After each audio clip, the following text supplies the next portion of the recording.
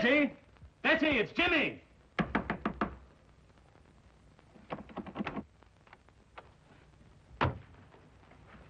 Mr. Durham, something's happened to Betty. Force the door open.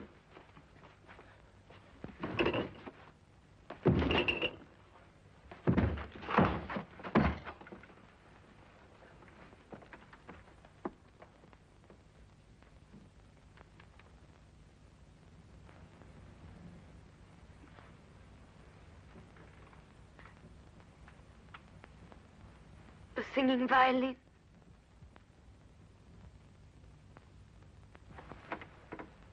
Betty, darling. The singing violin. It was here again. I saw it, I heard it. The singing violin. I heard it. Betty. I saw it.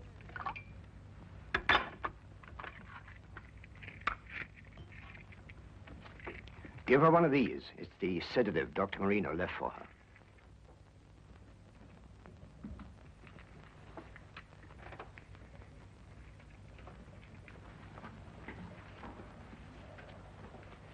She will attend to my stepdaughter.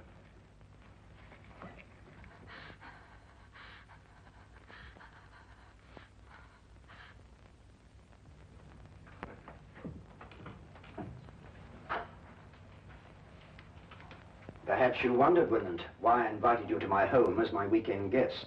I thought our coming marriage, Betty's and mine, had something to do with it, sir. No.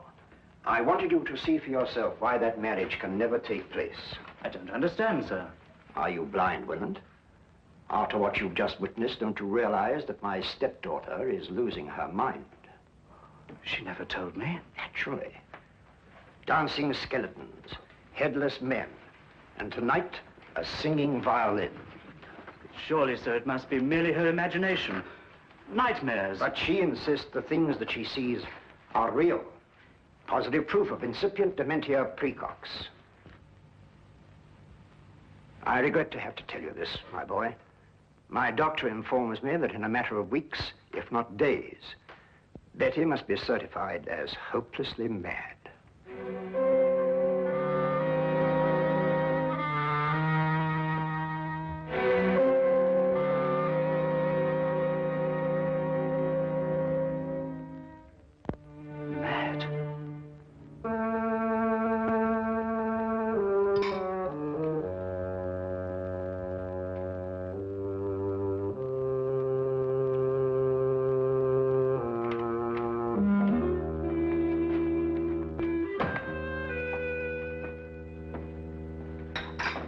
Finished, sir? Yes. Get out the Thompson file, Wilkins. You know that hatchet killer. Yes, sir. Mr. Holmes did a neat bit of work on that case, don't you think, sir? Might I remind you, Wilkins, that Scotland Yard also worked on that case? Yes, sir. What shall I do with the file, sir? Put it in the case's closed file, of course. Very good, sir. Crime seems to be falling off in London this week, sir. It's been a dull week. Yes, it's so dull, I'm going to do something about it. What, sir? I'm going to visit our old friend Sherlock Holmes.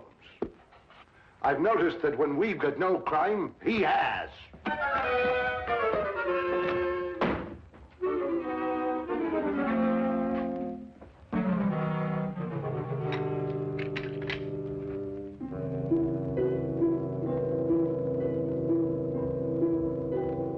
A beautiful girl having hallucinations.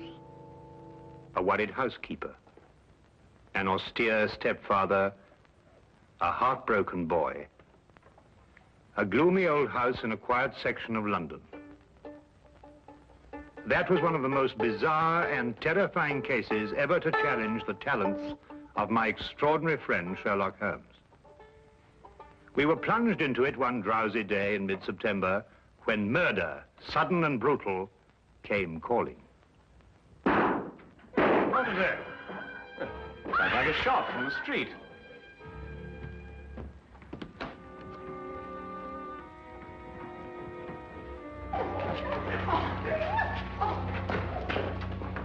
back there. Stand back, please. What's happened to your passenger? He's dead, sir. Dead? True enough. He's been shot. What's going on here? This man in the carriage, Inspector. Shot he was, sir. All right, let's stand back here, please. Stand back, please. Stand back. Let's move along here, please. Please. Stand back, please. Move along here, please. Please stand back. Move along here, please. Move along. Officer, Yes, sir. you take charge here. Yes, sir. All right, driver. What do you know about this? I don't know. We were about to have a visitor. Where? What do you mean, where? Yes, a young man, but he was murdered before he reached here. Murdered? How do you know?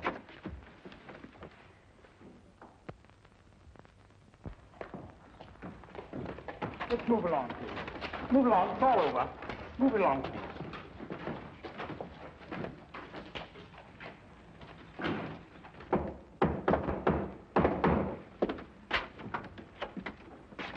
Oh, hello, Lestrade. I've been expecting you. I didn't know myself I was coming here until a few minutes ago. I suppose you also know why I came here? Murder. Both Dr. Watson and I heard the shot. I observed part of the proceedings through the binoculars. This was found in his pocket. Sherlock Holmes, 221B Baker Street. He was obviously employed by a tea and spice merchant. The aroma is unmistakable, eh, Watson? Oh, unmistakable. The boy's wallet gave us some further information. His name was James Winant. He lived at number 5 Crestwood Place. He was employed by Stackhurst and Durham, tea and spice merchants. Stackhurst. Stackhurst. Does the name mean something to you, Holmes? Well, it should. Stackhurst and Durham appears in almost every tin of tea sold in England. What was young Winant's business with you, Holmes? Winant. Durham. Ah. I've never heard of Winant before. Were you able to ascertain anything from the cabby? No, one of the passers-by heard him say, the singing violin. The singing violin? No, that can't mean anything, I'm sure. Can't mean anything, Lestrade. Well, now, of course not. Get your hat, Watson. Well, where are we going, Holmes? To interview the murderer of Jimmy Winant, of course. You mean to say you know who killed him? Of course I do. Don't you?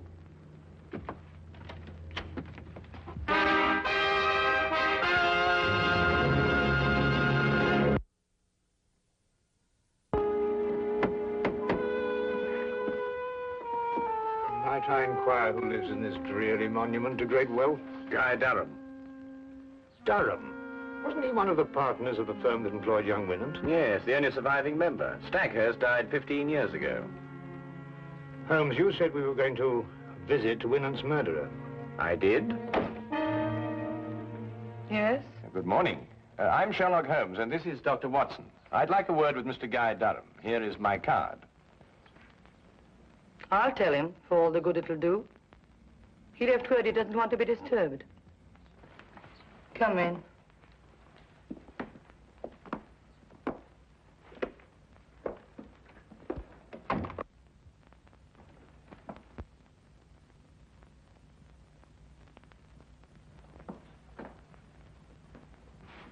Oh, permit me, madam, to congratulate you on your new position. Thank you. How do you know I'm new here? Mrs. Ferguson, who was at the door? Excuse me.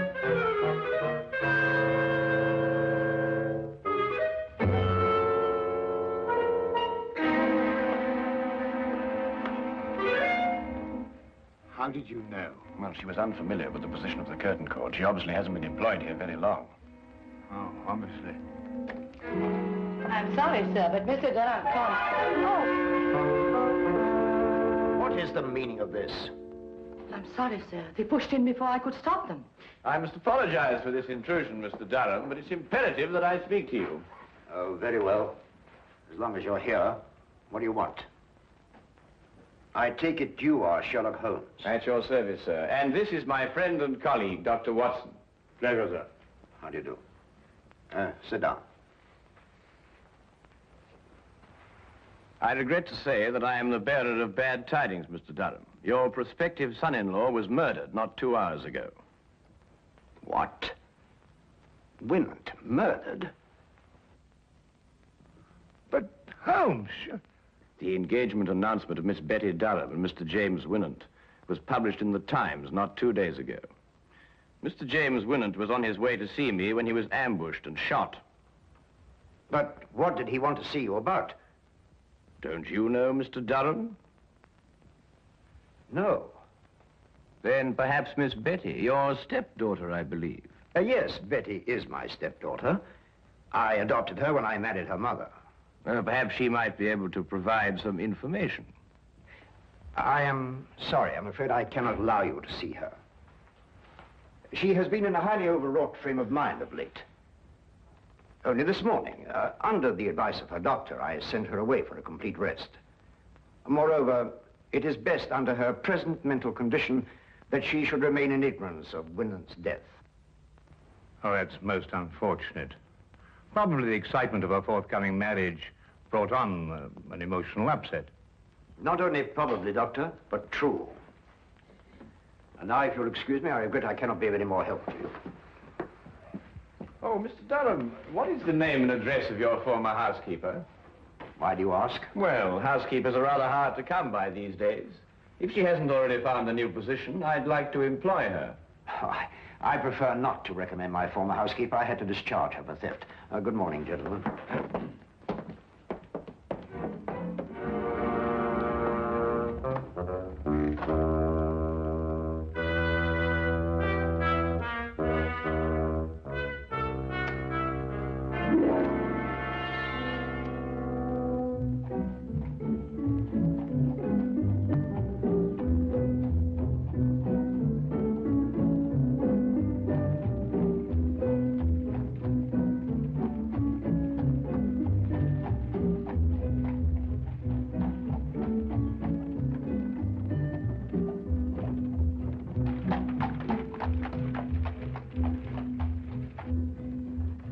You believe Durham is the murderer, Holmes? Yes.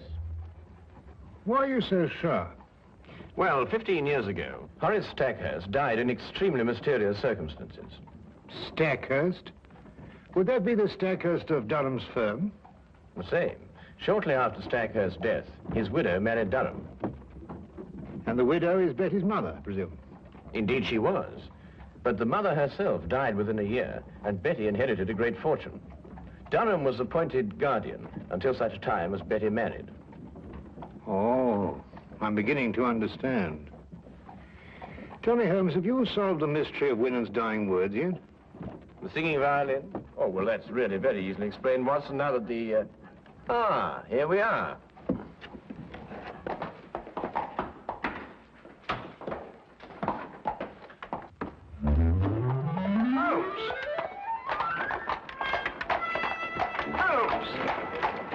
It was just like Holmes to leave me in the middle of an unfinished explanation, bursting with curiosity. But there was nothing I could do about it except wait for his return.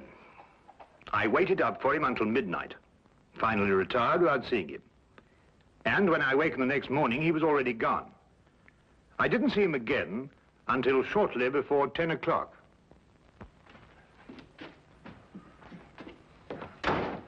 Hello, where have you been? Do you mind going to the window, Watson? What? I've got a surprise for you. Oh, Go on. all right.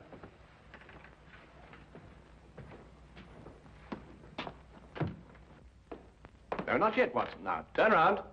Now, keep looking into the street. That's better. Now. Won't be a minute now. All right. Turn around.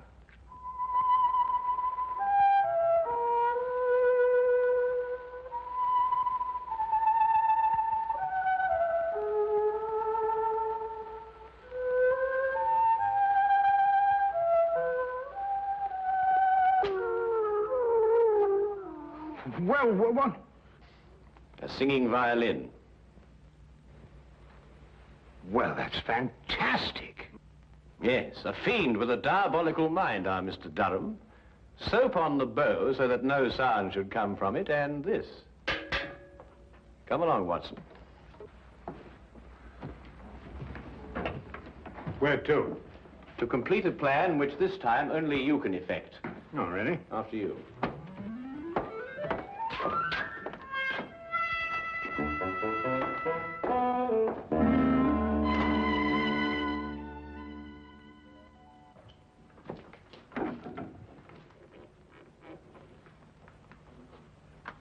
Ha-ha, John Murdoch!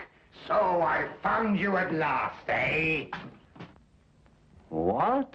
You've been making advances to my wife, and I am going to thrash you within an inch of your life! Wait a minute. You've got the wrong man. Don't you lie to me! I'm not John Murdoch, I tell you. Help! There's a lunatic loose. Oh, so it's a fight you wanted it? I've heard about men like you before. You smiled your last smile, my voyaging vagabond.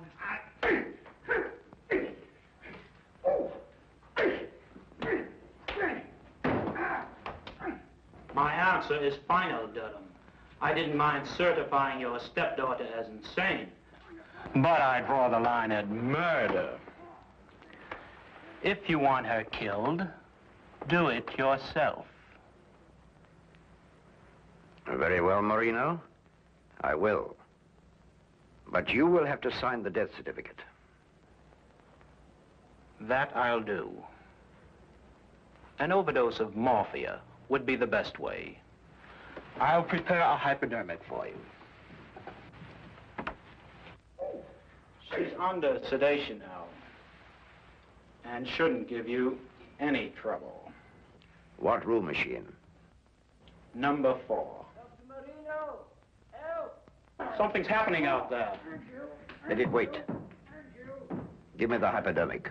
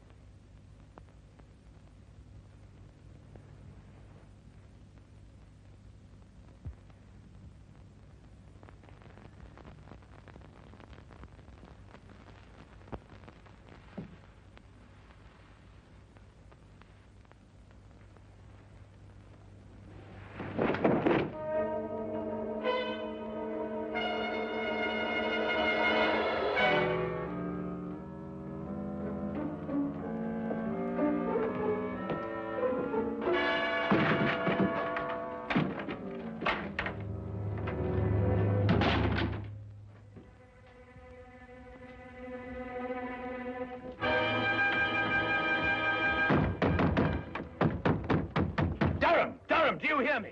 Don't dare touch that girl. Don't you dare touch her. Or by all I hold sacred, I'll kill you. Durham, Durham, do you hear me? Durham! Durham!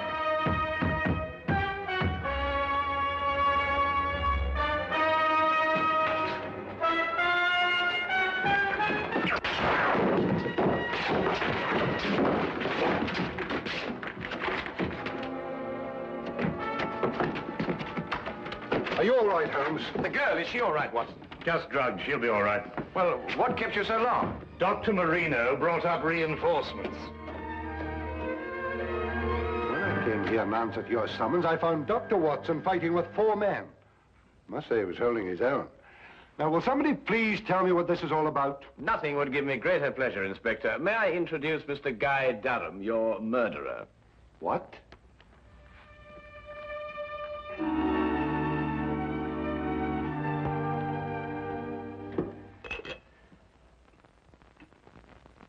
Well, of course, Watson. I knew Betty was in danger when Durham mentioned Marino. I met him before and knew he wasn't a doctor, but a charlatan. Tell me, Watson, how did Betty take the news of Jimmy's death? It came as a terrible shock to her, I'm afraid. Poor girl broke down completely. Well, she's young. She'll recover. And youth has a way of overcoming tragedy.